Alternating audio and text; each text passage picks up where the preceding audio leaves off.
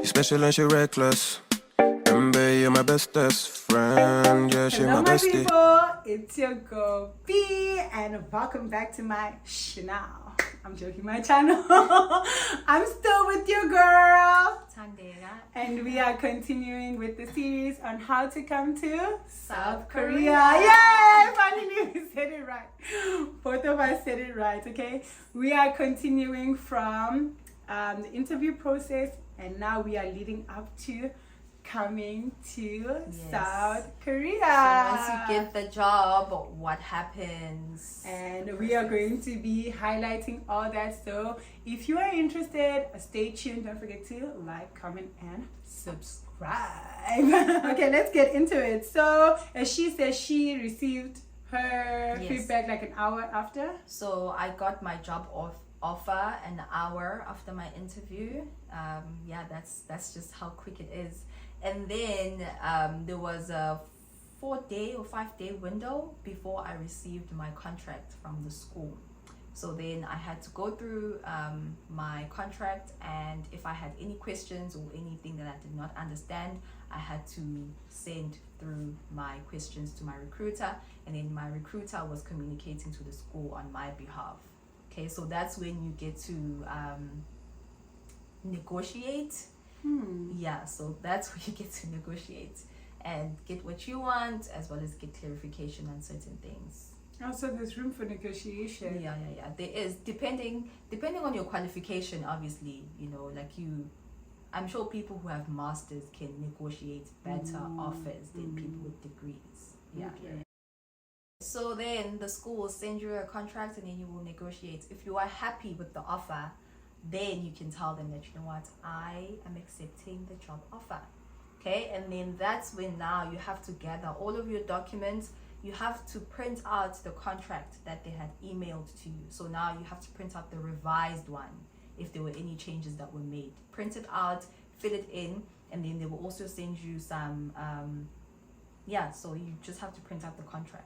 Also, the contract, they send it via email. Via email, yes. So you are the one that actually prints it out. Okay, and then they will also send you a visa application form, which you also have to fill out. Your recruiter should help you on how to fill it in, because they are specific. There's a specific way to fill in those application process. So these are the documents that I had to send to Korea with my visa application form, as well as my contract. Okay, so I had to send my university degree certificate, and it has to be apostilled. I had to send my police clearance, which also has to be apostilled. I had to send color photocopy of my passport, my resume, 6 passport photos. I also had to go and do a medical check. So with the medical check, you can't just go to any hospital. There are certain hospitals that you need to go to. Your recruiter should send you, I think it's a link, and then there's a list of hospitals that you can go to for a medical check. And when you go to the hospital, please bring your contract as well as your passports, because they have to verify that you are indeed going overseas. Okay, and your medical check results are issued on the same day. Same day. So you just have to wait a few minutes for them to process everything, and then they hand them to you. And obviously there's a fee. I can't remember the fee, but there's a fee. So those are okay. And then so those are the documents that I had to send, and I used DHL. So you have 3 options. You can use DHL, FedEx, or UPS to the school address. Okay, so you sent directly to the school. Yes, so I sent direct to the school. Okay. Yeah. Okay, with me, like I said, the documents that we mentioned in part 1, you have to send to the office. I sent to the courier office. If you apply to Epik directly, I think you need to send to Epik. Send those documents with your application form, and then you will get your contract. For us, it's a bit different, because my contract, I did not get it via email. It was sent to me. So make sure that the address on the application form is correct, because they will deliver it to you with an NOA, which is a notice of appointment. Okay, that means you have been hired, and that will help you to apply for your visa. So it took about a week for my contract to be delivered. After Kovia reviewed my documents and they sent them to Epik, then Epik was like, okay, we are ready to give this child a contract. Mind you, this happened like, oh my gosh, it took so long. So make sure that you get all your documents and you send the right documents, because you're going to be going back and forth and that costs money, okay? So make sure you send the correct documents that were stated in part 1 of our video, okay? So when I received my contract, I received it at home. Okay, they delivered it at home. I had to sign my contract, and I had to fill in the visa application form, okay? So with Kohia, they gave us a template on how you can fill it in, and you can also ask them questions if you do not understand. I just want to ask a question about your visa application. Did you have to apply for the visa yourself, or Epik applies for the visa here in South Korea first? No, like I have to apply for the visa myself. So I think it's different for Epik and Hagwon. So with us, with the Hagwon route, so I had to send all of those documents that I mentioned to the school, and when the school receives my documents, they have to apply for a visa for me at the embassy here in Korea first. Okay, yes. That's different. Then when I'm granted, there is a specific number. It's called a visa application number, which they will send me, okay, a link. Then that's when I go to the embassy to apply for a visa. Oh, okay, that's different. So it's completely different. It's completely different. For me, I was sent a package with my NOA and my contract and a visa application form. Yes. And then, yeah, I had to do it myself. I had to go to the hospital and do a medical, which is to test for TB. It's no big deal. They give you a letter, a list of hospitals you can go to. Yes. And then you just go and do that. Bring the documents. Sunday I said you must bring your passport and your contract. I forgot my passport, so make sure that you bring your passport. You cannot do it without it. And then, yeah, after you get your medical, then you can send it through to the embassy in Pretoria, okay, the Korean embassy. For me, I still used my agent, which is Wakwazi International, and I gave them my documents and they sent it to the embassy on my behalf. Okay, I think I made a mistake with one of the documents that you have to send to Korea. Can I just correct it? Okay. Okay, so you don't send your medical check to Korea. They send you a form called self-medical check. So it basically a list of questions that you just have to tick yes or no, and if it's a yes, you have to explain. Okay, then when I went to apply for my visa, that's when I have to submit my medical check. Okay. And you also have to bring your passport. How much was it? 1,000 something. It's 1,000 now? For me, it was 1,000 something for the visa. It was a bit pricey. I paid about 900, if I'm not being mistaken, or less, between 700 and 900. And it takes about a week. So once you've applied for your visa, then you have to book your flight soon after that. So the school will send you maybe 2 or 3 dates that you have to check flights, and then you have to pick the cheapest flights, obviously, between those 3 days. Oh, so they give you the dates for you to actually enter the country. Yes, so they will give you dates, because the visa takes 1 week to process. So after that week, then you can book your flight. So they will count that week, and then they will just give you 3 days to select from.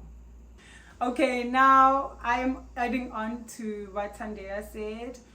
Prices may differ, that's why I don't want to mention specific prices, but I'm sure if you go to the embassy, they will tell you how much it costs. Because I used an agency, it was a price on its own.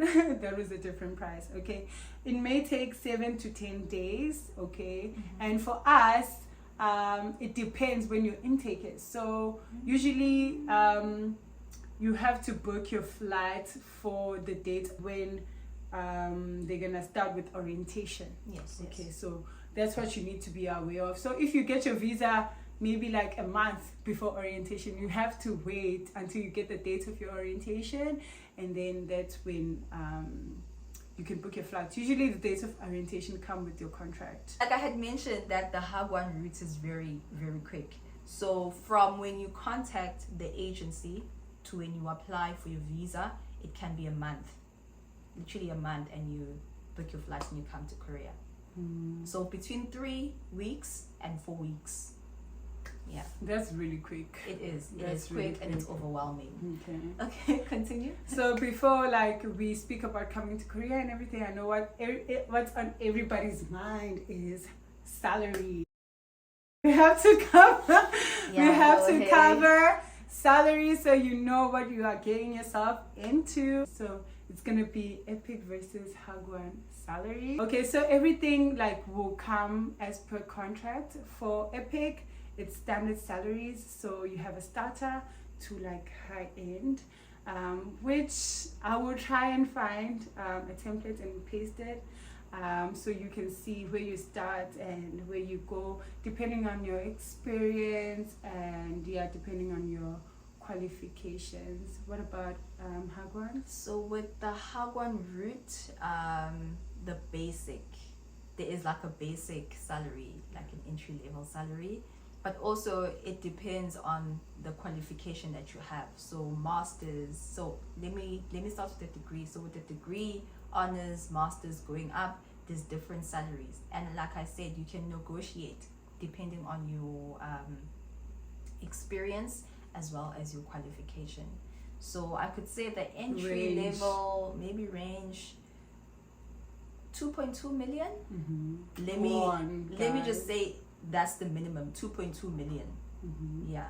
And then highest, what do you think the gap is like? I'm not sure about the highest. I don't even want to lie, I'm not sure. So I think that's something that you would have to look up online just to see the highest. Yes. For me, there is like the maximum, which I will attach. Okay, you will see like from starter the salaries, where it starts and where it ends. Okay, so that's that on salaries, guys. So you can be informed how much you are going to be paid when you come here. And mind you, this is in South Korean wons. Okay. It's not in rand. So when you convert it to rand, it's about 30,000 for the basic salary. 2.2 million is about 29,000. Like 28. Before tax is about 29,000, but after tax, because we get taxed in Hagwons, we get taxed. Okay, so just keep that in mind, guys. Just keep that in mind. Just keep that in mind. Okay, now we are going to talk about. Okay, now you have gotten your visa. Yay! The process to come here, guys. What was your experience? So for me, it was very, very overwhelming. Like I was running around because after I fetched my visa, I only had a week before I had to fly out to South Korea. So I literally was just running around. I had to buy things. So it was overwhelming. I won't lie. It definitely was overwhelming. But I guess support from family was honestly helpful. And I also had to quit my job because there was no way that I could work while I have so much to prepare.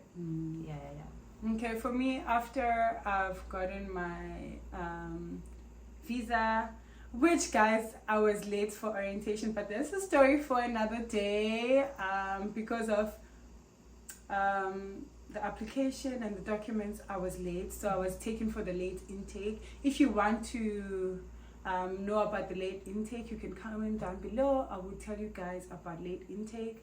But if you are coming for the specific spring or fall intake, you have to come during the orientation. Okay, so it's best to come during the orientation. So you come, and then I think they organize a bus to fetch you from Seoul International Airport. That's so nice. And then it takes you to the venue of the orientation, and the orientation, I think, is about a week. And then they tell you about like your duties and what you're going to do. But because I was late for that, I think you had a similar experience to mine. because you were late. Yeah, so I for did the- not go yes, through the yeah. orientation and everything, guys. But I made it. So with the Hagwon, you basically travel on your own. So from South Africa, depending on where you are going to be connecting, I went to Ethiopia first, then I came to Incheon Airport. So when I got to Incheon Airport, I had to buy a local SIM card so that I can be able to communicate with my recruiter as well as my director. At that time when I had arrived, it was already I think my recruiter had already created it was a group chat between the three of us so we could all communicate. So I bought my bus ticket. I had to buy a bus ticket and go to a KTX station, which is a train station where I was gonna get a train to come to my city. So I was basically traveling on my own until I got to my city. My city is about 3 hours away from Seoul. So a bus ride to the KTX station from Incheon is an hour. So it's basically 4 hours away from Incheon. Because with the KTX it's like 3. Yes, so my city is 4 hours away from Incheon Airport, and I was traveling on my own until I got to my city. My director fetched me from the KTX station in my city. Okay, so be aware with that. You'll be that traveling on your own. You'll be traveling on Hagwon. your own. Okay, so it's best if if you know some people, you can ask and reach out. With Epik, like I said, they do help you out. But because I was late, I went through a similar experience as Tanya. I had to travel on my own and meet my own coordinator. Yes. I had to take a bus from Incheon as well to my city, and then I met with my coordinator the next day, so I had to book a hotel to stay in. But like I said, if you want like a story on that, a separate story on like late intake, I can do a separate video. But for the normal intake, they really help you. Like they really help you. They fetch all of you guys. You just have to be in a certain terminal. They fetch you. They all fetch you, and then they provide details. But to be quite honest, guys, it's really, really not scary. I think you just have to follow instructions. Just do exactly as you were told. And if you are confused, ask. Most people are willing to give at the airport can speak English anyway, so they will be able to help you. So just relax, breathe, follow instructions. Don't panic, guys. Don't panic. Honestly, it's not that big of a deal. It's really not that big of a deal. And contact your school as much as possible. If you're in a Hagwon, if you're with Epik, contact the agency as much as you can via email. They will help you out. Like they understand that you are going to a new place and it can get overwhelming. Okay. So we're gonna tell you some tips on apps you need to download in order to make your life easy in South Korea. I don't know if this is. I think zooming like in.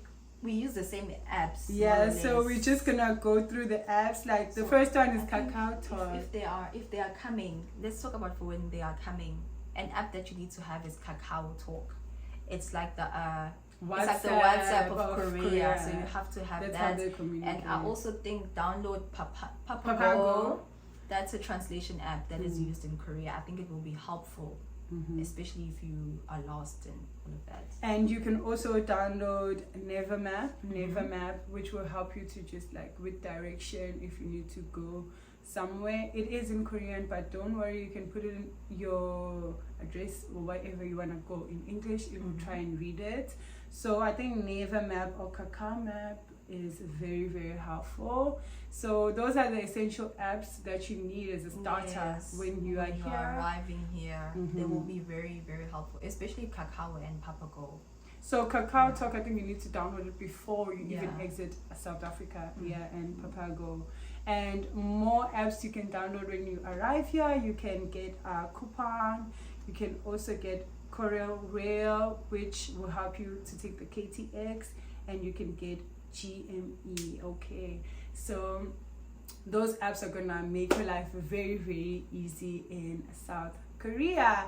And other than that, guys, you just have to be acquainted with your colleagues, try and be as friendly as possible, represent our country as well as you can, guys. Please be respectful. They are very, very respectful over here. Yeah, they are, and they are very conservative people, so just be respectful and of I their know privacy. I know us guys, it's two different dynamics. Okay, we are out there, we are loud, they are not like that. So just remember that you are in another country and you are here to work. So try to adjust as much as you can to their culture.